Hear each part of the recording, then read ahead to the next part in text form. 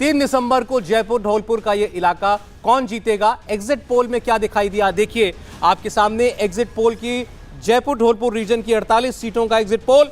यहां कांग्रेस पार्टी बड़ी पार्टी बनकर उभरती दिखाई दे रही है। 25 सीटों पर कांग्रेस पार्टी जीत सकती है, 20 सीटों पर भारतीय जनता पार्टी जीत हासिल कर सकती है, यह दिखाई दे रहा है।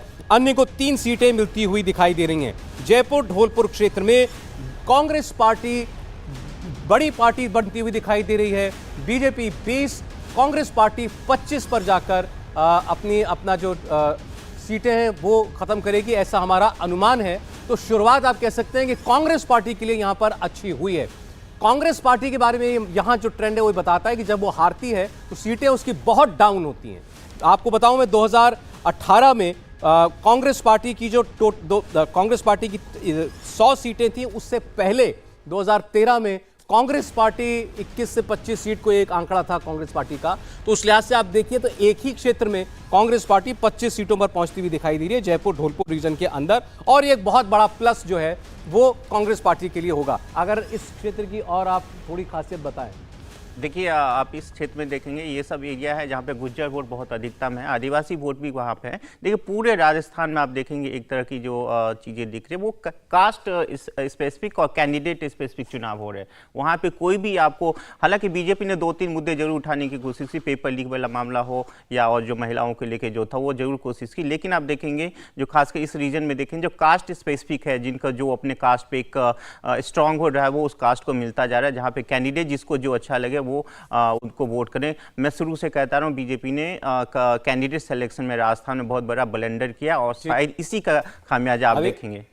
अभी आपने बताया कि ये वो रीजन है जहां पर गुर्जर वोट है, काफी प्रभावशाली वोट है। तो गुर्जर वोट तो भारतीय जनता पार्टी ऐसा लग रहा था कि उसने साथ लिया है, उसके बावजूद ये जो जयपुर धौलपुर रीजन का ट्रेंड जो है बता रहा है 20 कांग्रेस, 20 बीजेपी और 25 कांग्रेस, आपके लिए थोड़ा चौंकाने वाला है हर्षवर्धन जी? नहीं, मुझे लगता है कि बहुत चौंकाने वाला तो नहीं है, लेकिन अगर अशोक गहलोत, जिसको हम कहते हैं ना, बार बार हम एक बात कह रहे हैं कि राजस्थान की राजनीति को इस बार थोड़ा हम बदला हुआ देख रहे हैं, जो अभी भावेश जी भी कह रहे हैं और सब ये कहते हैं कि कांग्रेस जब जाती है तो एकदम से जाती है और जब आती है तो उसका उतना प्रभाव नहीं रहता। तो क्या भारतीय जनता पार्टी के अंदर खाने की जो लड़ाई थी वो कुछ असर डाल रही है? लेकिन मुझे लगता है कि जब पूरे परिणाम एग्जिट पोल के जब आएंगे, जो एग्जिट पोल आएगा, तो शायद भारतीय जनता पार्टी वो जो नंबर होगा उससे ऊपर जाती हुई दिख रही है। इसमें मुझे अभी कोई भ्रम नहीं दिखता, लेकिन इतना जरूर है कि भाजपा को ये सोचना जरूर पड़ेगा प्रत्याशी चयन में आखिरी दौर में, चाहे वो मध्य प्रदेश रहा हो चाहे राजस्थान रहा हो, उसी ढर्रे पर गए, पहले जरूर उन्होंने प्रयोग किए, पहले जोखिम लिए। राहुल महाजन साहब, जयपुर धौलपुर में पहले क्षेत्र में कांग्रेस ऊपर।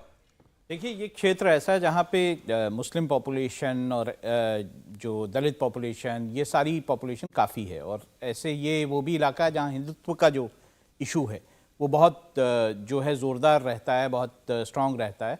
ऐसे में मुझे नहीं लगता कि बीजेपी जो है राजस्थान में, आप बाकी रीजन्स का जब आप आंकड़ा पेश करेंगे तब कुछ समझ आएगा, लेकिन मुझे ये अभी तक नहीं लगता कि राजस्थान में बीजेपी जो है वो कहीं पीछे होने वाली। अभी आप शुरुआत में मतलब ये डिस्क्लेमर दे रहे हैं, राजस्थान बीजेपी लेकर जाएगी, ऐसा आपका मानना है? पूरा विश्वास है कि राजस्थान जो है वो बीजेपी के पाले में जाएगा। चलिए ठीक है, तो अगला क्षेत्र भी मैं दिखा देता हूं, फिर और सीटों पर हम बात कर पाएंगे। जयपुर धौलपुर के बाद राजस्थान का दूसरा क्षेत्र है टोंक कोटा, जहां 24 सीटें आती हैं। टोंक कोटा में माधोपुर, कोटा और झालावाड़, बारां ये इलाके हैं। सचिन पायलट और वसुंधरा राजे का यहां काफी प्रभाव है, इसी रीजन से चुनाव लड़ रहे हैं। टोंक और झालार पाटन ये उनकी कॉन्स्टिट्यूएंसीज हैं। टोंक कोटा की 24 सीटों पर क्या होने जा रहा है, एग्जिट पोल आपके सामने रख देते हैं। यहां की 24 सीटों का एग्जिट पोल, तो यहां आप देखेंगे यहां भी कांग्रेस पार्टी बड़ी पार्टी बनकर उभरती दिख रही है। 12 सीटों पर कांग्रेस और 10 सीटों पर भारतीय जनता पार्टी जीत सकती है, अन्य को मिल सकती हैं 2 सीटें। टोंक कोटा में भी कांग्रेस बड़ी पार्टी, और इस लिहाज से आप देखिए तो राजस्थान का जो अभी तक की 72 सीटों का जो एग्जिट पोल है वो आपके सामने आ चुका है। राजस्थान 72 सीटों में से 30 पर बीजेपी जीत हासिल करती हुई दिख रही है, 37 पर कांग्रेस पार्टी तो बड़ी पार्टी बनकर लगातार है, और फासला कायम है बीजेपी और कांग्रेस के बीच में लगातार। दूसरा क्षेत्र है जहां पर कांग्रेस पार्टी ने बढ़त हासिल की है। इससे कम ऐसा तो अभी नहीं लगता प्रतीत होता इन 2 क्षेत्रों को देखते हुए कि बिल्कुल कोई एक तरफा जो फैसला है वो राजस्थान की जनता देने जा रही है, जैसा हर बार वो देती है। क्या इस बार कोई फंसा हुआ चुनाव था राजस्थान का? आगे हम और बात करेंगे, लेकिन पहले इन 2 क्षेत्रों पर मैं अजय आलोक साहब की राय ले रहा हूं। अजय जी, फंस गया क्या राजस्थान का चुनाव?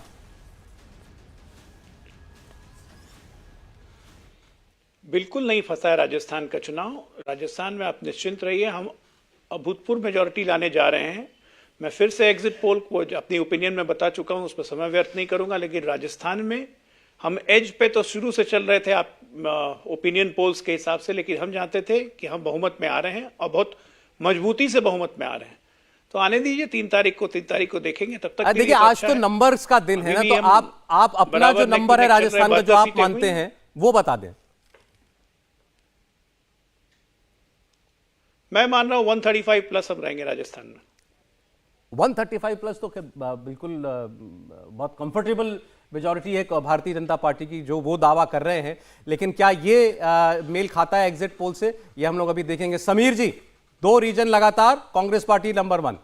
बिल्कुल, और जयपुर और धौलपुर का जो आपने पहले बार दिखाया था, मुझे लग रहा है कि उसमें भारतीय जनता पार्टी को, मुझे उम्मीद थी कि भारतीय जनता पार्टी वहाँ बहुत बेहतर प्रदर्शन करेगी।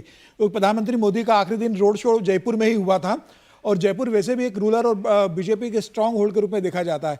तो वहाँ अगर भारतीय जनता पार्टी कमजोर प्रदर्शन कर रही है तो बड़ा आश्चर्य की बात है। और धौलपुर में तो last time Bharatiya Janata party ने एक ही सीट जीती थी, शोभा रानी कुशवाहा एक विधायक थी, जो राज्यसभा चुनाव के समय कांग्रेस ने वोट दे दिया था और भारतीय जनता पार्टी ने उसे निकाल दिया था, वो कांग्रेस में चली गई थी।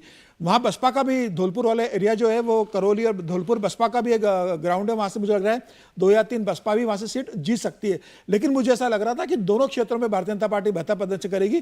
कोटा का भी, जैसे अपने टोंक का बताया, टोंक तो बेसिकली सचिन पायलट का एरिया रहा है, तो वहां गुर्जर का एक प्रभाव रहा है। इसके अलावा कोटा अगर आता है तो वो ओम बिरला और लोकसभा स्पीकर का खेल। लेकिन इस बार यही तो सब चर्चा कर रहे थे ना कि गुर्जर वोट जो है वो पिछली बार एक तरफा जाएगा, चला गया था कांग्रेस के पास, इस बार नाराज है कांग्रेस से।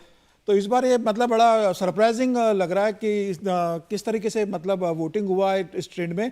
ये 2 मजबूत क्षेत्र है जहां से भारतीय जनता पार्टी को बहुत ज्यादा सीटें मिलना थी, वहां आपके लिए सरप्राइजिंग है ये? निश्चित रूप से मेरे लिए सरप्राइजिंग, और मुझे अभी भी लग रहा है कि इन दोनों क्षेत्रों में भारतीय जनता पार्टी को ज्यादा सीटें मिलेगी। देखिए राजस्थान का जो परंपरा रही है उसके तो विपरीत है अभी तक आपका एग्जिट पोल। बिल्कुल विपरीत है। आप देखेंगे जैसे जैसे राजस्थान का आप देखेंगे कि आपको हर रीजन में आपको दिखेगा